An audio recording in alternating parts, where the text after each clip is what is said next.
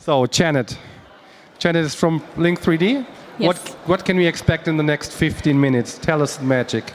We're going to talk about how you can prepare yourself for Industry 4.0 in order for you to streamline your digital strategies to connect your machines, people, and materials, and everything in one place.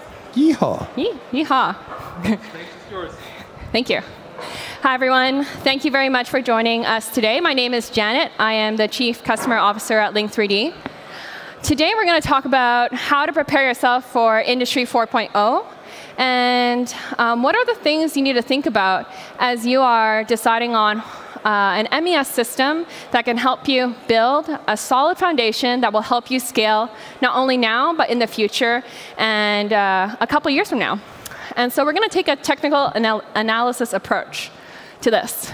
So as part of our agenda today, we're going to talk about what is the role of an additive MES system, how does that differ from a general manufacturing execution system, what are the different technical components of this ecosystem, along with different solutions that you might want to consider as you are planning out your production process.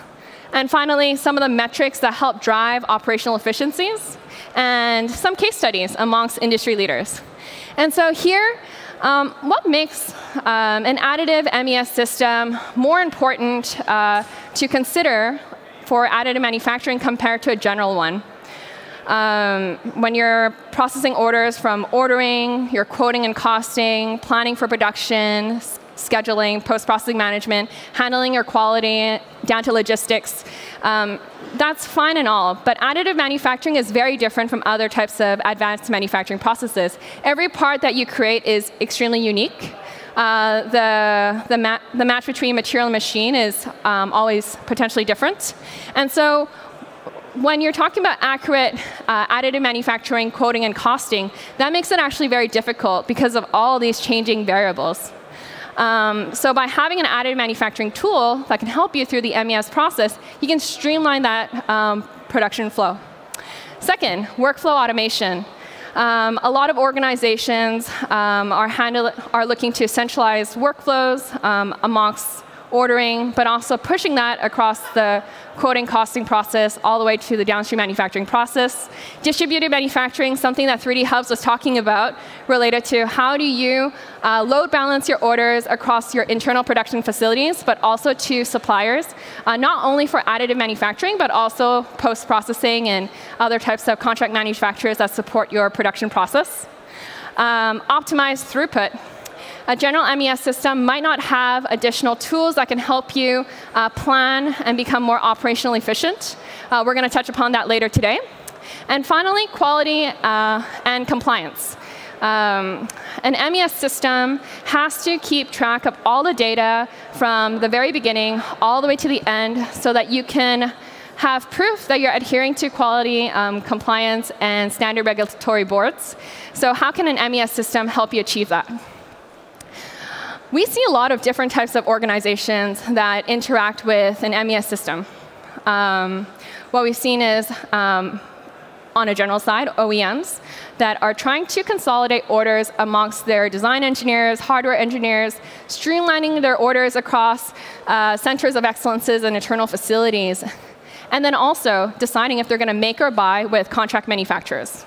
We also see service bureaus that are trying to streamline their sales, handle that across their sales representatives, working and streamlining the production process across lab technicians and application engineers.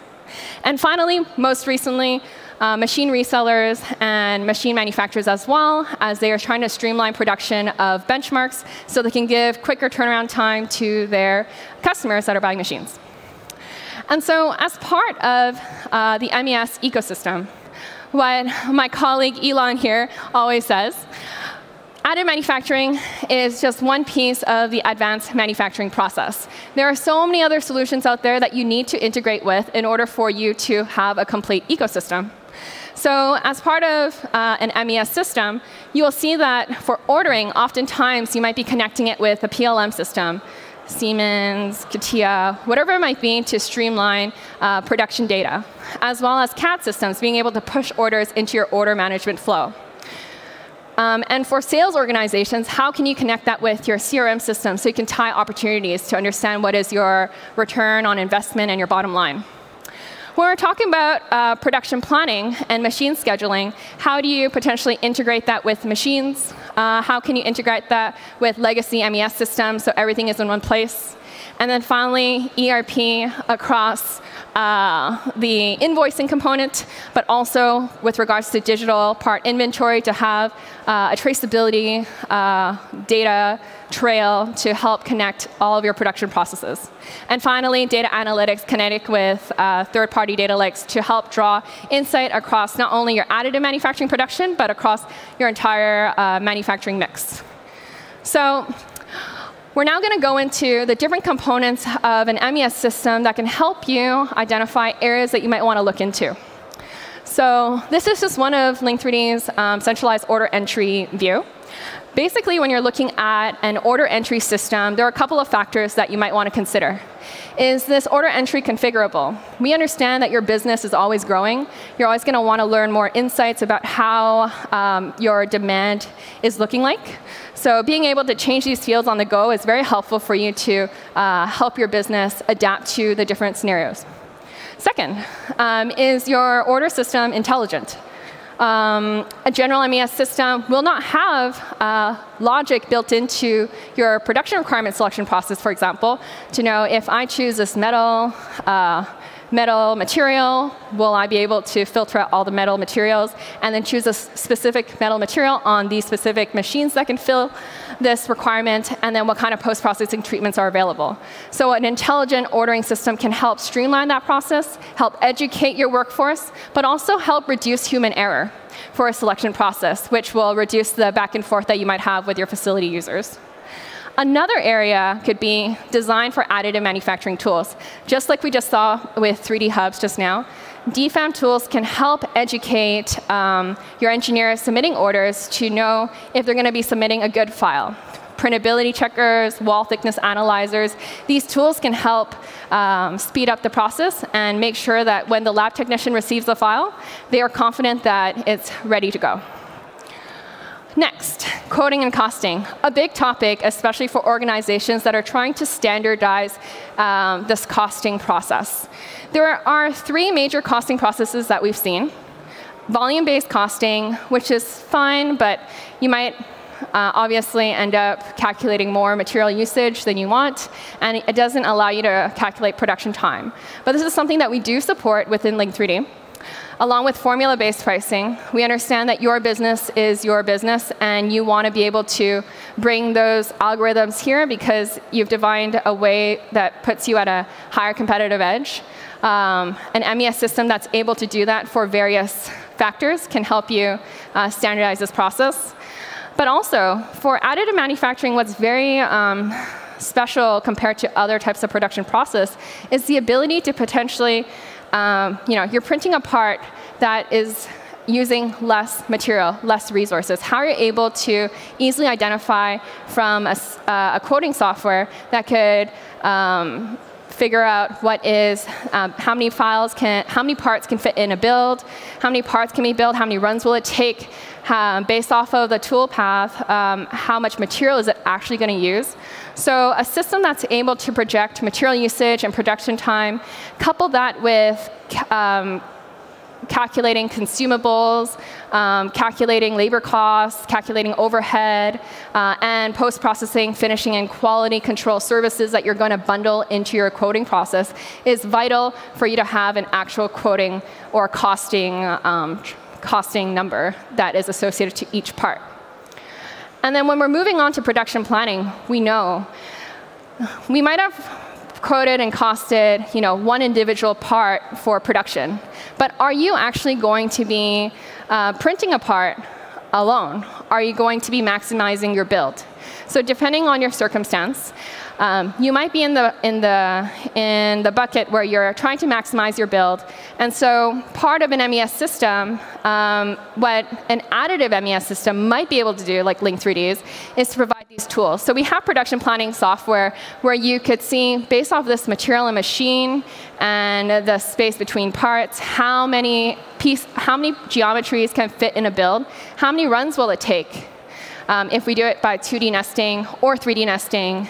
In the most recent scenario, we recently launched true shape nesting, so you can actually pack all the builds very tightly so that you can then plan for production. And connected with production planning is production scheduling. So then you can be able to prime up how many jobs can fit in the build. One area that a lot of organizations struggle with as well as they grow and scale out their production is yield management. When something fails, why did it fail? And how do we make sure that we continue printing that part so that at the end of the day, we know we completed our order? Yield management. Data tracking. Based off of our forecast of how much material and how much time it's going to take, did it actually take this much time and material? Should we track the actuals? And here, yes, you can, and then start looking at how we can improve the algorithms for better forecasting. Another area will be tracking machine downtime. When a machine is down and someone is in the process of fixing it, or perhaps you're doing a material switchover, being able to plot that on your machine schedule can definitely help with production planning process as you are figuring out what you're going to print and how you're going to print that week or that month, or maybe half a year from now, depending on your production load. And finally, post-processing management. MES systems, general MES systems do this very well. Just like machine scheduling, a lot of post-processing machines today also have a lot of data that you can track in real time. So how can you use MT Connect or OPC UA or APIs to track and trace all this data, know when it's on and off, if there's a failure that's happening or an error that you need to take care of, in-process monitoring data that can help you understand, based off of these variables that we're collecting in terms of the data, are they passing through a certain range and we need to take care of this problem? From scheduling all the way to post-processing, this is possible. And then as well, yield management on the post-processing side. And we know that a lot of organizations, maybe going digital isn't the strategy today, and maybe handling in a more manual process is ideal because of the workforce and how we're built. So having a traveler or build sheet that can be generated with QR codes so you can do auto status updates and then keep track of the data that you need to track for each batch or each serial number. And then being able to capture this failure data or success rate data so that you could plan ahead and ensure quality output can be built in here as well. And so all the data that has ever been generated, tracked, and logged will be pushed into data analytics. So you can understand what are your current business drivers, where are there operational inefficiencies, how can we answer higher level questions that will help us understand material usage or machine utilization rates that will help us plan more for the future. So whether you are someone that's a lab technician handling day-to-day, to a C-level exec, to a mid-manager, being able to manage your KPIs in a dashboard in real time will help. And so there are many ways to track metrics. These are some of the examples that we've seen across the manufacturing floor. For example, if you're able to track part size distribution, this might help with figuring out which machine you want to select next.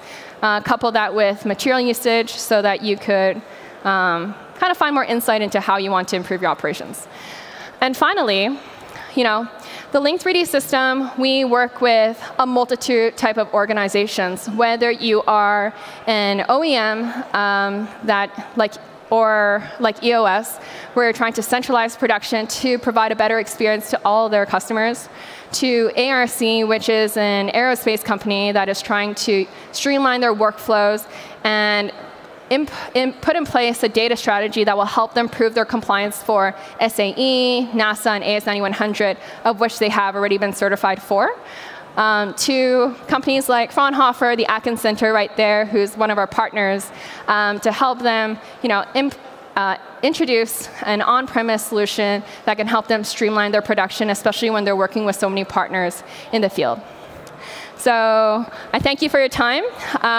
If you have any questions, my colleague Elon Solel is sitting right here in the crowd, and he'll be able to answer any of the questions that you might have regarding how you could streamline your additive manufacturing production and help you build a solid foundation to scale for the future. Thank you. Thank you, Janet. Thank you. So are there any questions in the audience? Otherwise, you can talk to the young lady afterwards down there. Okay, thank you for that. Awesome, Janet, thank you. it was a pleasure. Pleasure meeting you. Have a good day, and just go and don't destroy the microphone, okay? Sorry.